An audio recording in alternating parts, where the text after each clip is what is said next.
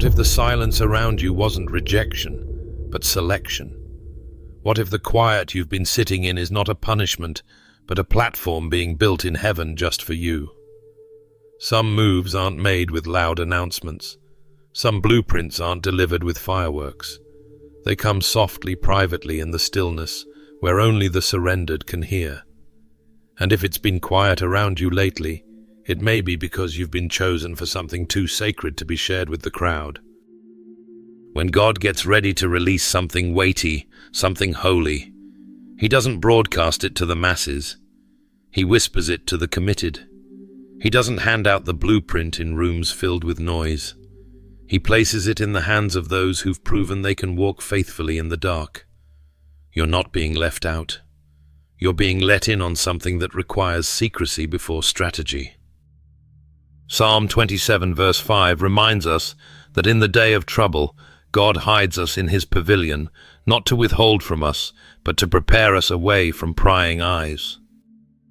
You've been wondering why no one else sees what you see, why the vision burns so clearly in you but feels invisible to everyone else. That's not confusion, it's confirmation. The clarity in your spirit is not isolation, it's divine alignment. God is not trying to make you lonely, He's making you focused. Because this move, this instruction, this next assignment is not for public validation, it's for private obedience. And when heaven finds someone it can trust in the quiet, it entrusts them with revelation others may never understand. What you're carrying right now is not anxiety, it's sacred responsibility. The pressure you feel is not from the enemy, it's from the weight of glory settling on your life. It's heaven's seal, not man's stamp. You're not late. You're not off. You've been hidden on purpose, held back in love, reserved for something that won't make sense to most people, and that's exactly why you were chosen. Matthew 6 verse 6 makes it plain. When you seek Him in secret, the reward doesn't come from public applause. It comes from the Father who sees in secret. This isn't a viral moment. It's a holy instruction. It doesn't need to be retweeted. It needs to be received. The blueprint in your hands wasn't sent to the crowd because it wasn't meant for the crowd. It was crafted for your fingerprints, tailored for your spirit, designed for your obedience. Isaiah 43 verse 19 says, God is doing a new thing. Do you perceive it? The real question isn't if He's speaking. The question is, can you carry what He's whispering? You don't need a committee to confirm what the Spirit already revealed. You don't need everyone to understand when heaven already approved. This assignment doesn't need noise to be anointed. It needs your yes, quiet, consistent, unshakable. This is not the season to explain, it's the season to execute. Because when God moves like this, He's not inviting the world to watch. He's inviting you to build. You're not being excluded. You're being equipped for something sacred. And when the time is right, it will speak for itself. But don't be surprised when others can't see it. They weren't in the secret place with you. They didn't hear what He whispered in the stillness. You see, they didn't flinch when you cried. They didn't fast when you warred. They didn't walk the long nights where doubt threatened to smother the very thing God whispered to your spirit. So no, they won't understand this next move. And they're not supposed to, because what heaven entrusted to you was never up for group interpretation. The instruction wasn't for discussion. It was a divine transaction between your spirit and your God. There's a reason the blueprint came in silence. It was too holy to be polluted by casual opinions. When God speaks purpose, He doesn't scatter it into the wind for everyone to hear. He places it like a scroll in the hands of those who've been trained in the fire of private obedience. You didn't stumble into this clarity. You fought for it. You wept for it. You waited long enough for heaven to know you wouldn't hand it over to the wrong audience once it finally arrived. And now the weight of this vision proves it didn't come from your imagination. It came from divine revelation. People may question it, but you need no one's validation when God has already given you vision. Habakkuk 2 verse 2-3 says, Write the vision. Make it plain, for the vision is yet for an appointed time. And when heaven writes something on your soul, it's not scribbled in pencil, it's etched in permanence. The delay wasn't punishment, it was preparation. Because the silence you endured trained you to protect what others would have played with. You didn't earn this assignment because you were loud, you received it because you were faithful. The clarity you now walk in came through crushing. It was born in the lonely spaces where no applause could distract you, and no hand but God's could lift you. That's why it's dangerous to hand sacred things to people who weren't present for the pain. Immaturity doesn't respect the weight of what you carry. Familiarity can mishandle what was meant to be stewarded with fear and trembling. That's why you must guard this. You must cover it, not out of fear but out of reverence. Proverbs 4 verse 23 instructs us to guard our hearts not because we're fragile, but because what's inside is holy. It's also why access must be re-evaluated in this season. Not everyone who's close to you deserves to be close to your calling. Don't confuse proximity with permission. Just because someone has history with you doesn't mean they have clearance to see what God is building through you now. 1 Samuel 16 verse 7 reminds us that while man looks at the outward appearance, God looks at the heart. He chooses based on alignment, not popularity. And if he's given you something rare, something weighty, something sacred, he's also requiring you to protect it with the same reverence he gave it. So no, they don't get to decide how you walk this out. This blueprint isn't for committee review. It's not open for edits, red lines, or negotiations. Heaven didn't give you a poll, it gave you a scroll. And what's been written for you can't be erased by their confusion. Your only job now is to obey, not explain, to carry, not convince, to build what they'll later see, but never fully understand. And yes, it may cost you connection. It may stir questions, but obedience will always demand sacrifice. And the same God who trusted you with this revelation will also empower you to carry it through. Don't trade away the divine just to remain understood. Don't shrink the vision to soothe someone else's insecurity. You were never meant to be comfortable. You were meant to be called. God gave it to you, and He's expecting you to carry it like the sacred seed it is until it takes root. And as it begins to grow, not everyone around you will understand the soil it needs or the silence it requires. That's because some revelations are too holy for public hands. Friend, they won't get it. And that's exactly why you need to stop inviting them into what was never meant to be shared. This next move isn't meant for a roundtable discussion. It's not for feedback. It's not for group chat approval. It's sealed in heaven's ink, signed in the Spirit, and entrusted to your obedience, not their opinion. When God speaks a holy instruction, He's not handing you a suggestion, He's making a covenant. The kind of covenant that doesn't require marketing to be valid. The kind of covenant that's born in stillness and confirmed in secret. Just like Mary when she was told she'd carry the impossible. She didn't post it, she pondered it. She didn't run to announce it, she held it close, letting the weight of the word settle deeper than the noise around her. Luke 1 verse 30 to 38 reminds us that when heaven deposits something supernatural, the response isn't always action, it's alignment. You don't need applause to know it's from God. You know because of the weight. The spiritual density of what you're holding right now is too sacred to toss around for commentary. The more anointed the move, the quieter the preparation. Not all silence is weakness. Sometimes silence is wisdom, dressed in obedience. You're not being secretive because you're unsure. You're being discerning because you understand that premature exposure invites unnecessary warfare. There's a time to speak and a time to stay hidden. Ecclesiastes 3 verse 7 tells us that there's a time to keep silent and a time to speak, and maturity knows the difference.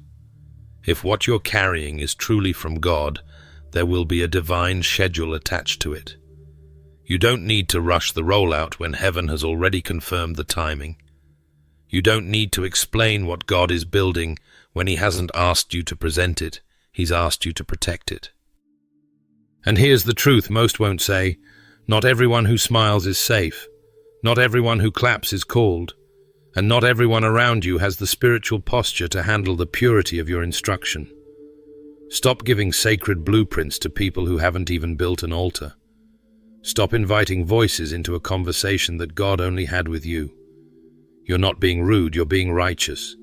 You're stewarding something holy, and heaven is holding you accountable to guard it well. Even Jesus, when prompted to show his power before the appointed time, answered his mother in John 2, verse 4. My hour has not yet come. Discernment knows when the hour has come, and just as importantly, when it hasn't. Don't let someone else's impatience sabotage your divine assignment. You don't need performance. You need presence. You don't need momentum. You need maturity. And heaven isn't measuring how loud you are, it's measuring how aligned you are. Covenant doesn't come with a microphone. It comes with a mantle. It comes with weight, with instruction, and with intimacy. This is not about building a brand. This is about birthing what God hid inside you long before anyone saw potential. And the beauty of covenant is that it doesn't ask for recognition, it requires reverence. This is the kind of holy calling that won't be rushed by applause or shaped by likes. You don't need the spotlight when the Spirit already marked you. So, if you've been tempted to share too soon to prove something, to explain what they've questioned, take a breath. You don't need a second opinion when the first came straight from the throne room. This is not a campaign, it's a covenant. And your assignment isn't to convince anyone of what God said. Your assignment is to carry it until it's time to reveal it. Heaven trusts you with what it didn't entrust to them. So guard it like what it is, not just a word, but a holy agreement sealed between you and the one who called you. Beloved, not every smile is safety. Some hands were never meant to help you build, only to gather enough details to dismantle what heaven placed in yours. Just because they're near you doesn't mean they're for you. Judas didn't betray from across the city, he betrayed from the dinner table. He didn't stand behind enemy lines. He sat close enough to dip bread in the same bowl as Jesus. That's the sobering reality of spiritual sabotage. It often wears the face of familiarity. And that's why you can't confuse proximity with purity. There are people in your circle who aren't present to celebrate, they're watching to copy. They don't carry your consecration. They covet your clarity. Some are sitting in rooms not to help you build, but to blueprint your next move for their own agenda. Proverbs 27 verse 6 makes this plain: faithful are the wounds of a friend, but deceitful are the kisses of an enemy. Those kisses feel warm until you realize they were laced with motives. There is nothing wrong with keeping your spirit open to connection, but you must keep your discernment sharper than your hospitality. This season is too costly to allow every hand access to your blueprint. You're not being difficult, you're being discerning.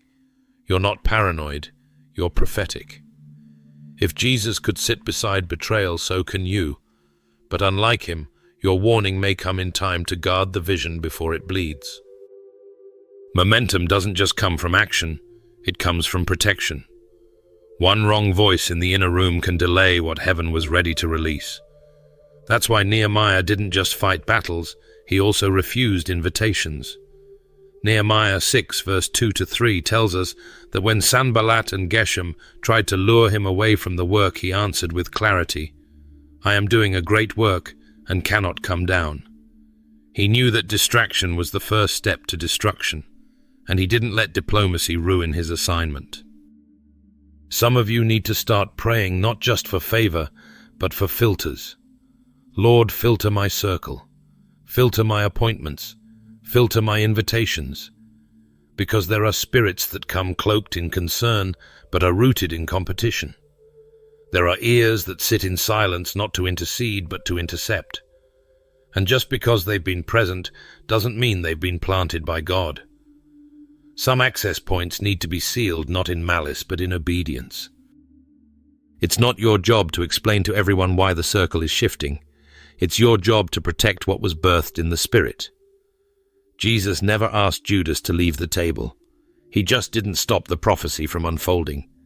And yet you have something even more valuable in this moment, time to discern before the damage is done. Your next move isn't just holy, it's fragile. It's in its early stages. Blueprints are beautiful but vulnerable. And if you show the wrong person what God is building before it's time, they may disguise themselves as a helper while slowly pulling at the foundation. Don't apologize for setting boundaries. Don't hesitate to shut doors that once felt welcoming. You don't need to be suspicious, you just need to be Spirit-led. Matthew 26, verse 47 to 50, tells us that Judas greeted Jesus with a kiss before handing him over. That one act was both intimate and fatal. The ones who betray rarely look like enemies at first. They blend in, speak well, and carry just enough familiarity to lull you into vulnerability. But the Holy Spirit is your protector, your revealer, your whisper in the quiet, telling you who is covenant and who is counterfeit. There are rooms you must guard, not because you fear people, but because you fear losing obedience. Your responsibility isn't to appease personalities, it's to protect divine instruction. If they weren't there when you travailed in the secret place, they don't belong in the strategy session. The ones who carry no scars from your process should not be trusted with your promise. And if God has shown you even a glimpse of misalignment, that's mercy, not mistrust. Use it well. Discernment is your shield. If they weren't in the prayer room, they don't need to be in the planning room. And maybe, just maybe, God is teaching you this kind of discernment because the very thing He's building in you was never meant to begin in plain sight. Obscurity has never been the enemy of destiny, it's often the birthplace of it. When God wants to do something profound, He rarely starts in the spotlight. He starts in the secret place. He begins in the caves, in the wilderness, in the quiet places where no applause can reach and no crowd can distort the sound of His voice. Heaven hides what it values, not to punish it, but to protect it. If you've been feeling unseen, uncelebrated, or delayed, you are exactly where God wants you. You are not behind schedule. You're under divine covering. Colossians 3 verse 3 declares, "Your life is now hidden with Christ in God." Hiddenness is not neglect, it's insulation. God shields what's rare. He covers what's sacred. He delays what is weighty until the right moment. You haven't been overlooked. You've been preserved. God doesn't display diamonds before they're cut. He doesn't reveal mantles before the maturity to carry them is complete. There's something in the rhythm of heaven that slows things down, not to frustrate you, but to fortify you. Just as Isaiah 49 verse 2 says, "He made me into a polished arrow and concealed me in His quiver. You've been in the hands of the master archer, being shaped with precision, hidden until the moment of release." And when you're in that quiver season, when the world moves on and doors stay shut, it's tempting to believe that nothing is happening. But the deepest growth never begins at the surface. Roots don't shout. They stretch silently, pressing deeper into the soil, establishing stability before fruit ever appears. You're not being delayed, you're being deepened. Because if your roots don't go deep, your breakthrough will collapse under the weight of exposure. So many people chase platforms, but God is after purity. He's more concerned with your capacity to steward than your ability to impress. And because of that, He'll often let you labor in silence, obey without recognition, sow in quiet fields. So when the fruit comes, it's not built on applause, but on alignment. There's a reason Jesus was hidden for 30 years before being revealed for 3. There's a reason Moses spent 40 years in the desert before facing Pharaoh. There's a reason David was anointed in the field, but didn't sit on the throne until after a wilderness of hiding. Luke 2 verse 19 tells us that Mary didn't run and publish the miracle. She treasured all these things and pondered them in her heart. Some of heaven's greatest movements begin in the hush of holy preparation. You haven't been cast aside, you've been carried close. When God hides you, it's because the environment isn't yet ready for what He placed in you. And sometimes even you aren't yet ready to carry what's coming. So He loves you enough to wait, to shield, to shape, to train your ears to hear Him in stillness, so that when the noise arrives, you won't be moved by it. Let go of the need to be seen. You're already known in heaven. Let go of the need to be validated. You've already been marked. What you're carrying is too weighty to be revealed prematurely. Heaven's timeline is built around glory, not gratification. And if the release is taking longer than expected, it's because the reach will be greater than imagined. You may feel buried, but you're really planted. And there is a difference. One ends a life, the other begins one. This season isn't your burial, it's your becoming. Don't despise the silence. Don't run from the solitude. What God does in secret will soon speak so loudly in the open that no one will question the hand that was on you the entire time. You're not being hidden from impact. You're being hidden for it. Heaven is setting the stage. Let Him finish His work behind the curtain before He draws it back. Because when He does, the world won't just see you. They'll see Him through you. And that's the point of it all. When the noise stops and the spotlight fades, that's when real formation begins. Don't misinterpret quiet seasons as abandonment. See them for what they are, strategy from heaven. If the atmosphere around you feels still, if your prayers seem to echo in silence, if your steps are being measured with no audience clapping, then congratulations. You're in the sacred space where God refines His trusted ones. Silence is not absence. It is alignment. It is heaven pressing the mute button on distractions so that the only voice you can hear is His. It's not punishment, it's precision. Like a master craftsman, God is chiseling away at what's superficial and strengthening what's eternal. You are not being delayed, you are being developed. Exodus 33 verse 14 says, "My presence will go with you, and I will give you rest." Sometimes that rest doesn't look like relaxation. It looks like refinement, and refinement requires quiet. The season you're in is not measuring your popularity, it's measuring your purity. God's not impressed with noise. He's focused on your nature. He's not amplifying your performance. He's purifying your posture. This is the stage where heaven detoxes your heart from needing the spotlight to feel significant.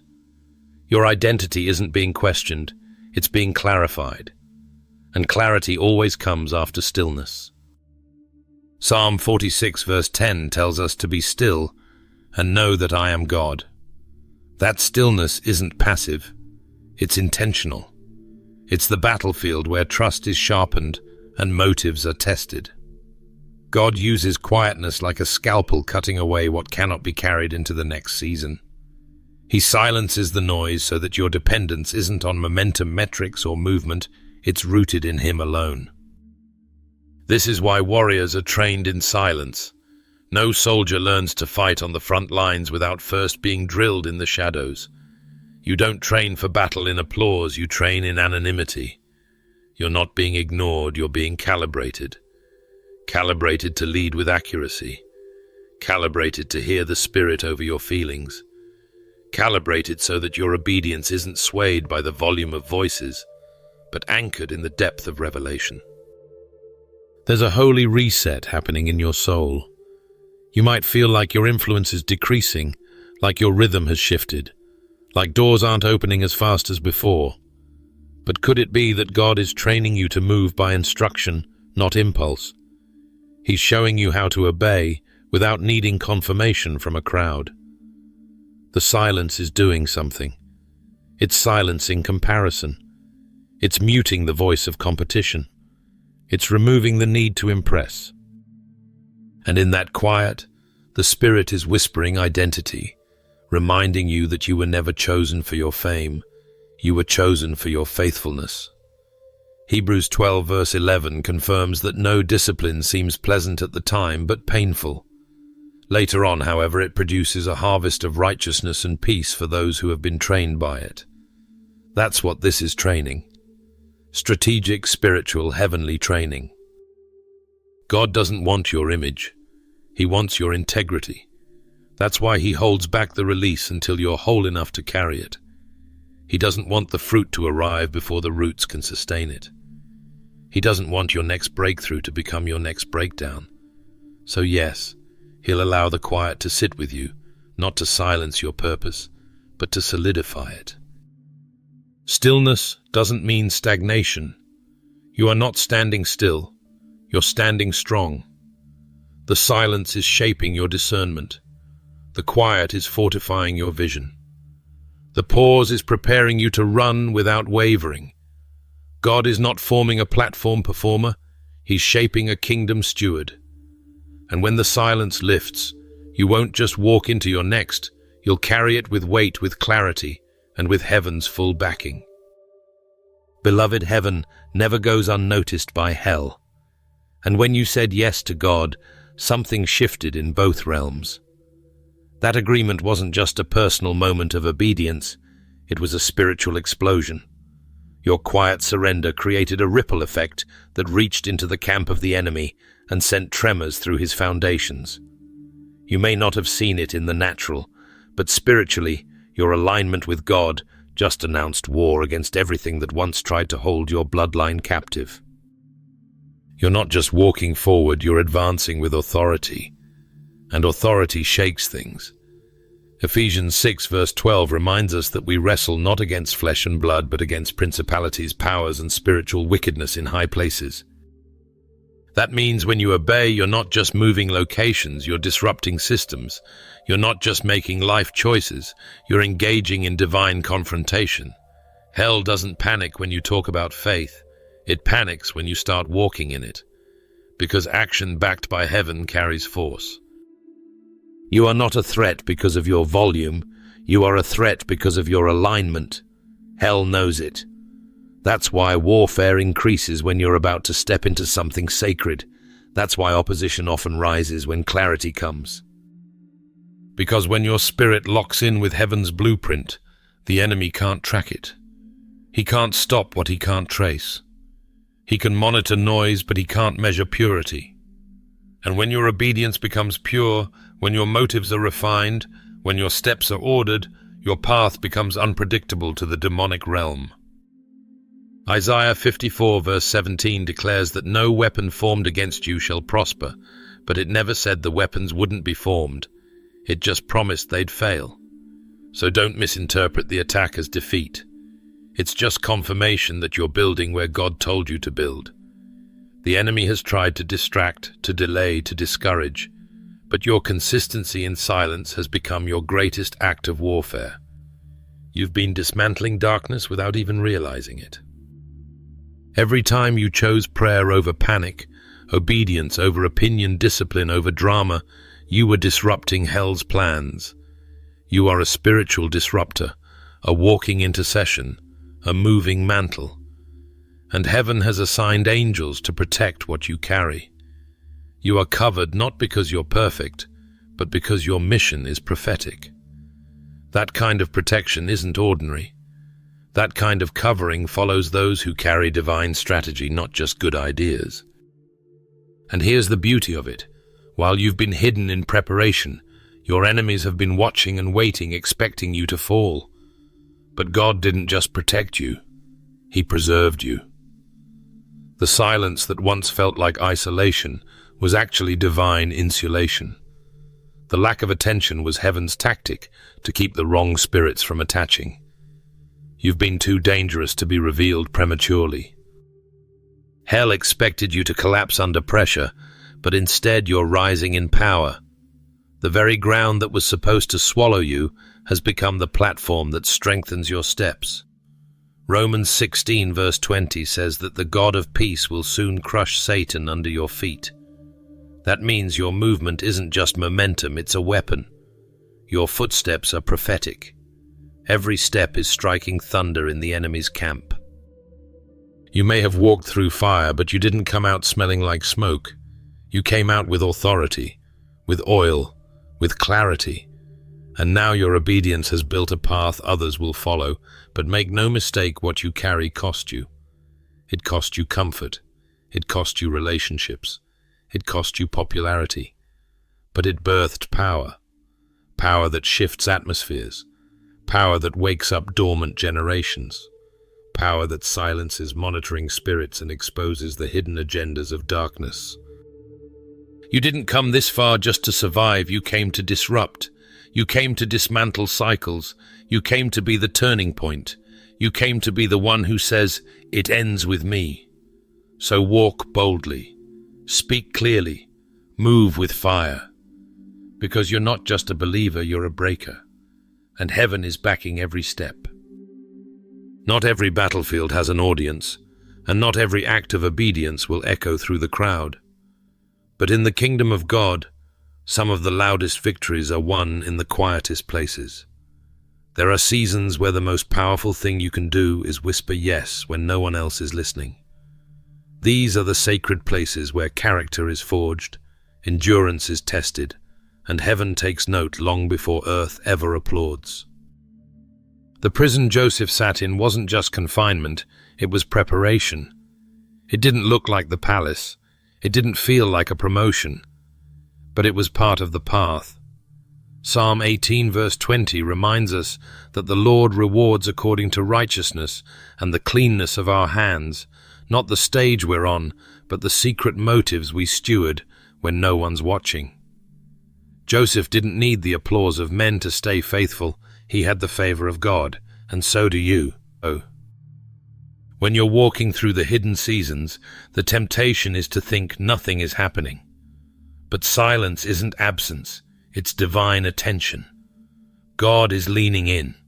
He's inspecting how you handle the quiet, how you treat the call when it doesn't come with followers, how you honor the instruction when it's heavy and uncelebrated. Matthew 6 verse 4 assures us that what's done in secret will be rewarded openly, but the secret part still has to come first. That's not punishment, that's promotion in disguise.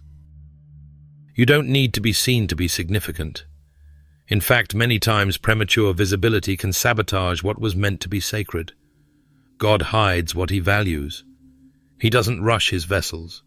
He doesn't skip the process for the sake of public recognition. Heaven is not interested in how fast you get there. It's invested in how well you carry what's being formed along the way. There's a refining that only happens when it's just you, God, and silence. And in that place, your obedience becomes your offering. Your private surrender becomes your platform. Luke 16 verse 10 teaches us that if you are faithful in little, you will be trusted with much. And the little isn't just about resources.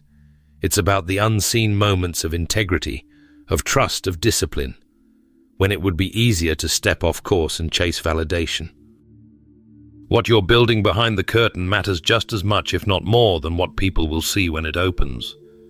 The hidden work isn't wasted. It's holy. Every quiet prayer, every unnoticed sacrifice, every disciplined decision, when no one was watching, it's creating spiritual equity. It's unlocking gates in the unseen that only obedience can access. You may not see it, but the spirit realm does. Heaven keeps score with different math. You are not forgotten in the silence you are entrusted. You are not being punished with obscurity, you are being preserved in privacy. Because the weight of the blessing that's coming cannot rest on shallow roots. God is anchoring you so the fruit he's about to bring forth won't break the branch. You've said yes when it cost you, when it confused you, when it humbled you. And that yes is about to speak louder than any platform ever could. You're walking with power even if your journey looks quiet. You're carrying authority even if your name isn't in lights. You're hosting fire even if no one sees the flame yet. That's the mystery of obedience. It doesn't need validation to be victorious. God's pleasure is enough. His nod outweighs any applause. So take courage. Your yes in private is unlocking blessings in public. You're not waiting for recognition. You're waiting for the right release. Because what God is doing through you isn't just about visibility, it's about legacy. And when he does open the door, it won't be because you forced it. It'll be because you passed the test. The one that happened in silence. The one that heaven watched. The one that crowned you when no one else was in the room. Some of the most powerful moves you'll ever make won't come with likes, shares, or applause. They'll come in silence behind closed doors without a caption or comment. And yet they will shift heaven. We are not called to impress crowds, we are called to obey God. And sometimes that obedience will go completely unnoticed by the people around you, but fully celebrated by the kingdom above you.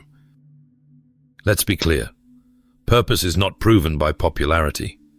Just because something doesn't trend, doesn't mean it didn't touch heaven. The world may be counting followers, but heaven is measuring faithfulness. Galatians 1 verse 10 draws a clear line. You cannot live to please man and still serve Christ. And yet many are trading anointing for affirmation, trading vision for visibility, chasing influence instead of intimacy. But the move God is requiring from you now cannot be filtered through the opinions of others. It must be filtered through obedience. There's a sacred weight to doing what God asks you to do when nobody sees it. That kind of obedience carries a fragrance the algorithm can't detect. The altar you build in private will always produce more fruit than the platform you build in public.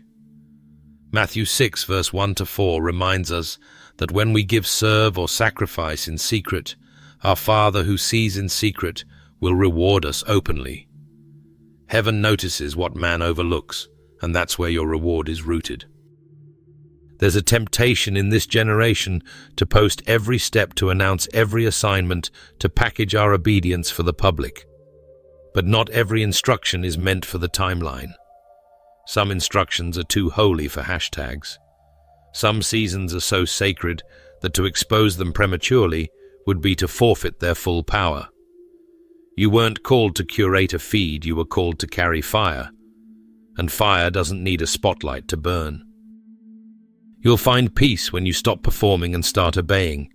You'll feel clarity return when your focus shifts from the crowd to the Creator. Colossians 3 verse 23 urges us to work heartily as unto the Lord and not for men. That's the real metric was, I faithful not, was I famous? Did I obey God, not did I impress the masses? God isn't checking how many watched you move. He's checking if you moved when He said to. He's watching to see if you trusted Him enough to walk when it wasn't glamorous, when it wasn't visible, when it didn't get praised. That's where real maturity is born. That's where real impact begins. Because what transforms lives isn't your presence on a screen, it's your surrender at the altar. The world may never understand why you moved in silence, why you left the room when the spotlight came, why you chose obedience over opportunity. But heaven knows, and heaven honors it. Because heaven isn't watching for your next post, it's watching for your next yes. Heaven is watching how you protect the oil, how you carry the weight, how you steward the assignment when no one else claps. Your calling was never supposed to be a public campaign. It's a divine commission. And when your eyes stay on Him, your steps find power. When your ears stay tuned to His voice, your path finds purpose. The applause of earth fades, but the affirmation of heaven lasts forever. So stop measuring your progress by metrics. Start measuring it by obedience. If God said move, you move. If He said wait, you wait. If He said build in silence, don't announce it, just build.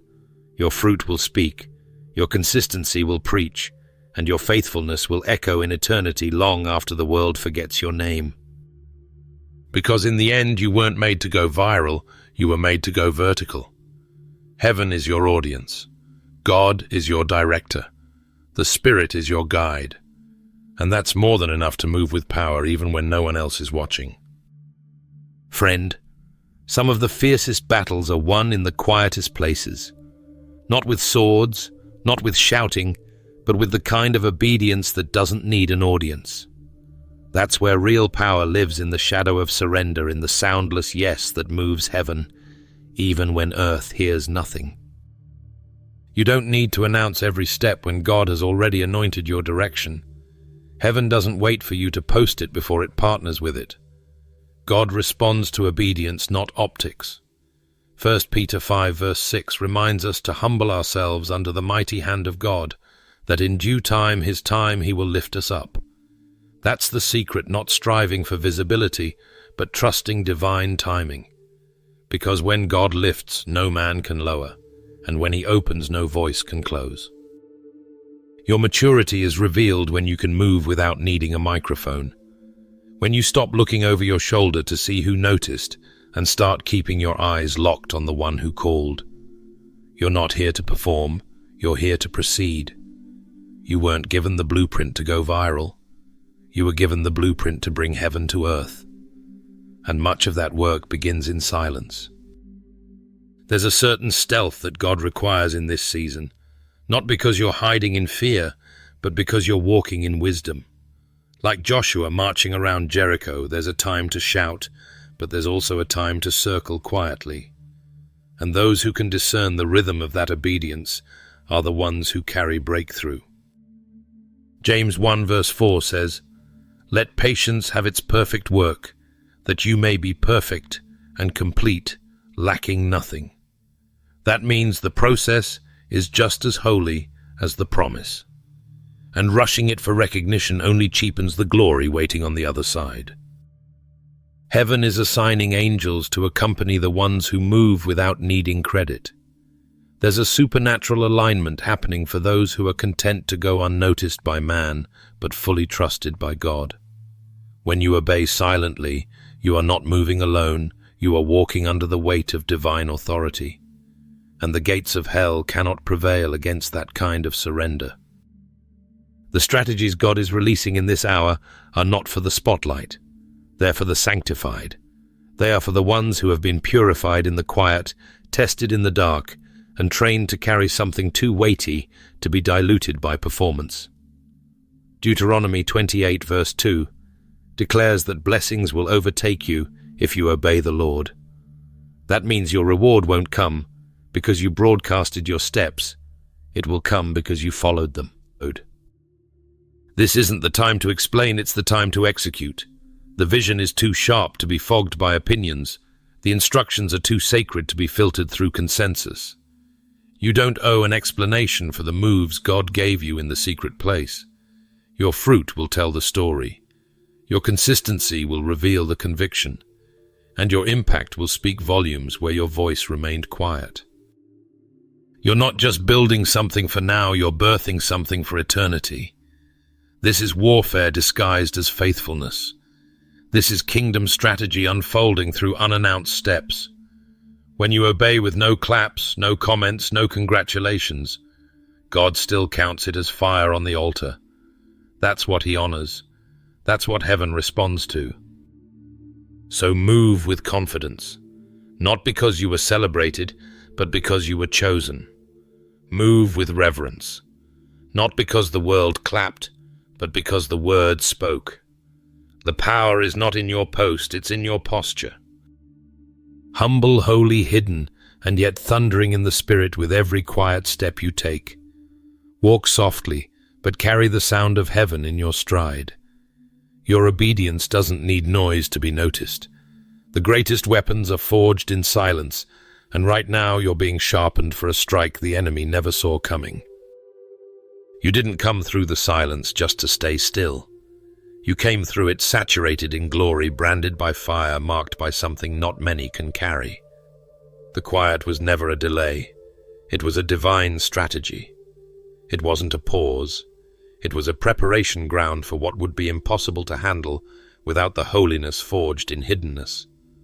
What looked like isolation was actually consecration, and what felt like waiting was heaven's way of forging a warrior who doesn't flinch when fire shows up. God doesn't give vague instructions to casual listeners. He whispers blueprints to the ones who've proven they can be trusted in the dark. Psalm 91 verse 1-2 doesn't promise a platform, it promises protection. He who dwells in the secret place of the Most High shall abide under the shadow of the Almighty. You've been in that place, under shadow, covered, kept, Not because God forgot you, but because he was preserving you for a fire-soaked release that will confuse the crowd but shake the heavens. There's a reason